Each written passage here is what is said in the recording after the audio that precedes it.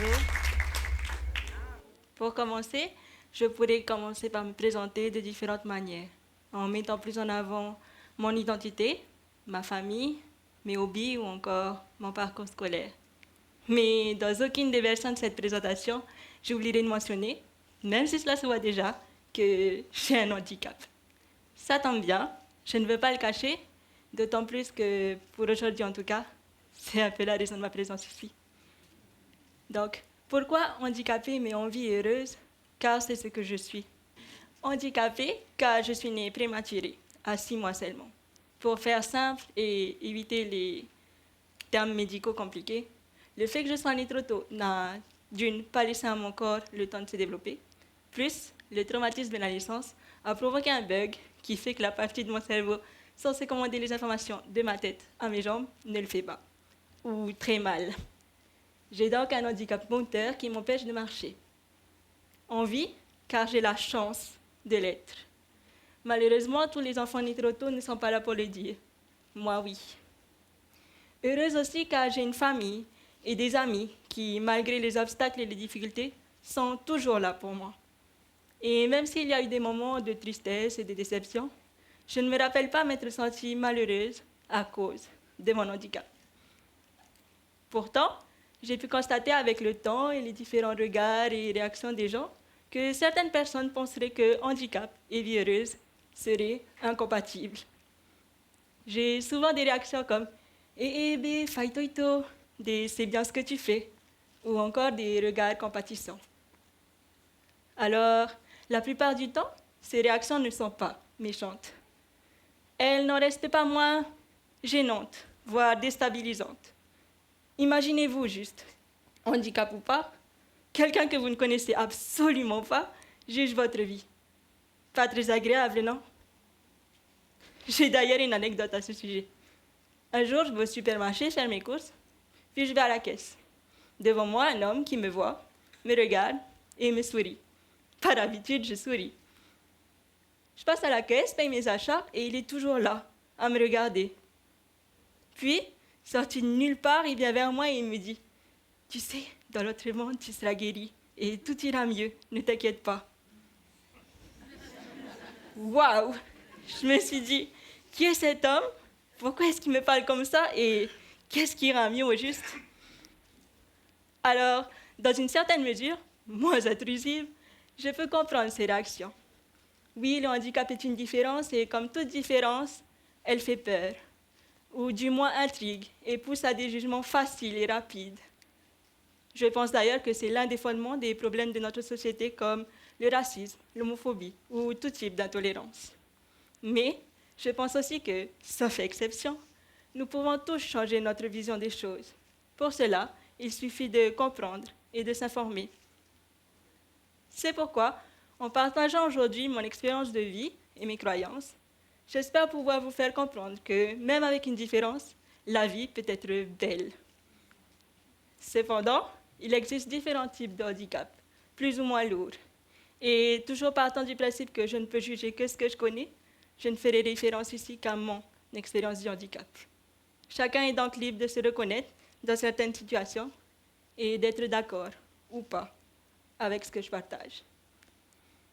Donc, oui, j'ai un handicap et oui, le quotidien est toujours un peu plus compliqué. Ne pas pouvoir aller librement en ville, au cinéma ou à la plage, ça fait partie des obstacles pour lesquels il faut se battre un peu tous les jours. Accepter qu'il y ait des choses que tu ne pourras jamais faire, comme courir, marcher, danser sur tes deux jambes, ça fait partie des difficultés. Et c'est peut-être là la partie la plus compliquée. Mais avez-vous dû déjà partir loin par amour, loin de chez vous? Ou encore vous habituer à la vie sans un être que vous aimiez? Si vous tous dans la salle, vous pouvez trouver un exemple comparable et qui colle à votre vie, alors vous savez ce que c'est que de devoir s'adapter. Moi, avec un handicap, j'ai une enfance joyeuse. J'ai joué, grandi dans une garderie qui ne m'a jamais fait ressentir mon handicap. Je me suis ouvert la tête 2 fois et j'ai reçu des fessées. Non pas parce que j'avais un handicap, mais juste parce que j'étais une enfant qui n'écoutait pas toutes choses que ses parents disaient. J'ai fait du boogie avec mon papa et j'ai forcé mes parents à acheter des jouets que je finissais par casser une semaine après. Mais j'ai aussi été scolarisée dans des établissements ordinaires. Il y avait donc ceux qui se moquaient de mon handicap et ceux pour qui la seule différence était qu'ils pouvaient pousser mon fauteuil dans la cour. Et beaucoup étaient contents de le faire. Mais le handicap, mais comme dans toute situation, l'école est souvent le lieu des moqueries. Pour moi, c'était le handicap. Pour d'autres, c'était le poids, les lunettes, l'appareil dentaire. Enfin, vous voyez ce que je veux dire? Il y a toujours quelque chose. Mais pour éviter cela, je vous invite à ne pas hésiter à expliquer la différence aux enfants. Ils comprennent bien plus que ce que l'on croit. Pour ma part, et parce que j'ai la chance d'être entourée de petits cousins, cousines, nièces et frères, ils m'ont déjà tous demandé pourquoi j'étais en fauteuil. Généralement, ça commence à 3 ou 4 ans. Je leur réponds alors que c'est parce que je suis sortie trop tôt du monde de ma maman, que j'ai un bobo et que je ne peux pas marcher. À cette explication, ils me regardent, sourient et s'en vont. Ok, satisfait de la réponse. Plus tard, ils me demanderont peut-être encore pourquoi je suis en fauteuil et je trouverai d'autres mots pour leur expliquer. Mais en attendant, ils jouent avec mon fauteuil et pour eux, il n'y a rien de grave. Bref, tout ça pour vous dire que j'ai peut-être une enfance comparable à la vôtre après tout. J'ai joué, grandi et je me suis adaptée.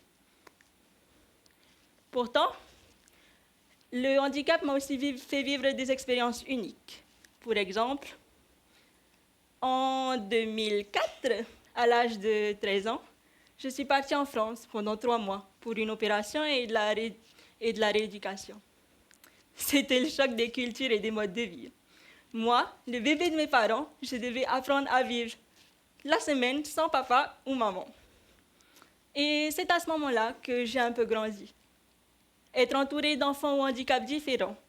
Il y avait des handicaps de naissance, comme moi, ou des handicaps acquis, à cause d'accidents notamment. Puis, il y avait surtout ce garçon, qui, lui, ne pouvait ni parler, ni marcher, ni voir. Il était restreint à une position allongée et on ne le voyait qu'au moment de jeu ou au repas. Donc, pendant les fêtes de fin d'année, ceux qui pouvaient quitter le centre pour aller avec leurs parents, ce que j'ai fait. Mais avant de partir, j'ai entendu ce garçon pousser un cri et ce son, je m'en rappellerai encore longtemps. C'était pour moi un cri de tristesse et j'ai toujours pensé que c'était parce qu'il sentait que tout le monde s'en allait et que lui ne le pouvait pas. Et c'est à ce moment-là, plus inconsciemment que consciemment, que je me suis dit, moi, j'ai la chance de pouvoir partir et de profiter, et c'est ce que je vais faire. Cette expérience m'a fait mûrir et comprendre que même avec mon handicap, j'ai la chance d'avoir tout ce que j'ai et de pouvoir faire tout ce que je fais. Alors oui, je ne peux pas marcher sur la plage pour aller jusqu'à la mer. Ben, croyez-moi, je vais descendre sur les fesses ou me rouler dans le sable pour y arriver. Des escaliers pour aller quelque part, avec les bonnes personnes pour m'aider, je peux peut-être y arriver. Je ne peux pas aller en ville toute seule, je le fais avec des amis qui voient au-delà de mon handicap et qui m'aident, tout simplement. Alors bien sûr, tout ça ne m'empêche pas d'agir pour une société plus accessible.